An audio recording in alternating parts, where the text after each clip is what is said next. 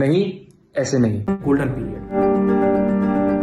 आप लोगों ने बहुत सी वीडियो ऐसी देखी होंगी कि एक लड़का शादी में डांस कर रहा था और डांस करते करते सडन कोलैप्स हो गया, उसकी डेथ हो गई। ऐसी सिचुएशन आपके सामने भी आ सकती है।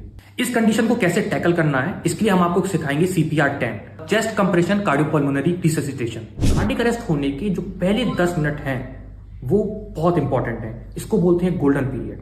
अगर गोल्डन पीरियड में अगर आपने पेशेंट को CPR दिया तो इस कंडीशन में आप पेशेंट को रिवाइव कर सकते हैं, पेशेंट को दोबारा जिंदा कर सकते हैं। पेशेंट को चेक करेंगे। पहले हम पेशेंट को पोजीशन देंगे, मतलब पेशेंट को पीठ के बल लिटा देना है। दूसरी चीज है पेशेंट को चेक करेंगे। ऐसा नहीं होना चाहिए कि पेशेंट गहरी नींद में सो रहा है और आपने उसको CPR देना शुरू कर दिया। पहले हम पेशेंट को आवाज लगाएंगे, भाई साहब। पेशेंट ने रिस्पॉन्स नहीं दिया। उसके बाद हम पेशेंट को पेन स्टिमुलस देंगे। हम पेशेंट की छाती को एक्सपोज कर देंगे और उसके अपने नकल से पेशेंट की छाती के बीचों बीच हम पेशेंट को कस के ऐसे करेंगे, या फिर आपको कस के पिंच करना है पेशेंट की आंखों के ऊपर या नाक के पास।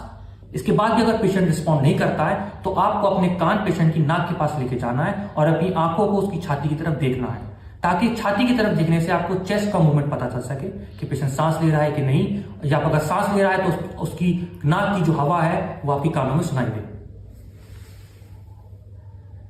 Thumb version.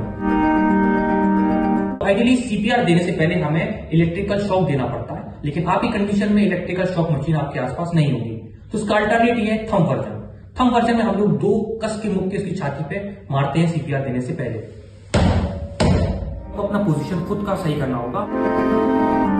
आपको घुटने के बल बैठना होगा और स्ट्रेट होना पड़ेगा। फिर आपको अपना पहला हाथ लेना पड़ेगा और पहले हाथ के ऊपर दूसरा हाथ रखना होगा, उससे लॉक करना होगा। याद रखिए, फिंगर से हमें कंप्रेशन नहीं देना है। हमें एडल्ट पेशेंट में हमें कंप्रेशन उसकी पाम से देना, उसकी हथेली से देना है।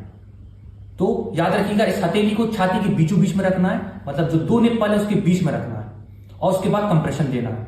कंप्रेशन देने के टाइम आपको याद रखिएगा, आपका हाथ स्ट्रेट होना चाहिए और छाती के बीचों बीच में होना चाहिए।